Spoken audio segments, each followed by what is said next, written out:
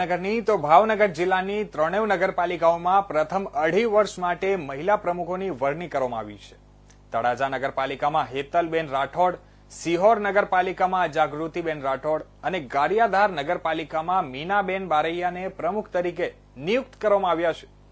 તળાજા નગરપાલિકામાં કુલ 28 બેઠકોમાંથી ભાજપે 17 બેઠકો જીતી બહુમતી મેળવી છે. અહીં પ્રમુખ તરીકે હેતલબેન કમલેશભાઈ રાઠોડ, ઉપપ્રમુખ તરીકે ધર્મેન્દ્રસિંહ વાડા અને કારોબારી ચેરમેન તરીકે તેજલબેન પરમારની નિમણૂક કરવામાં આવી છે. હેતલબેન રાઠોડ છેલ્લા 10 વર્ષથી ભાજપમાં સક્રિય છે અને વોર્ડ નંબર 4 માંથી પ્રથમ વખત ચૂંટણી જીત્યા છે. ગારિયાધાર નગરપાલિકામાં 28 બેઠકોમાંથી ભાજપે 18, કોંગ્રેસે 7 અને આમ આદમી પાર્ટીએ 3 બેઠકો જીતી છે. અહીં પ્રમુખ તરીકે મીનાબેન શૈલેષભાઈ બારૈયા, ઉપપ્રમુખ તરીકે પ્રફુલ્લ કાતોડિયા અને કારોબારી ચેરમેન તરીકે તેજલબેન પરમારની વરણી થઈ છે. સિહોર નગરપાલિકામાં કુલ 36 બેઠકોમાંથી ભાજપે 25 બેઠકો સાથે બહુમતી મેળવી છે.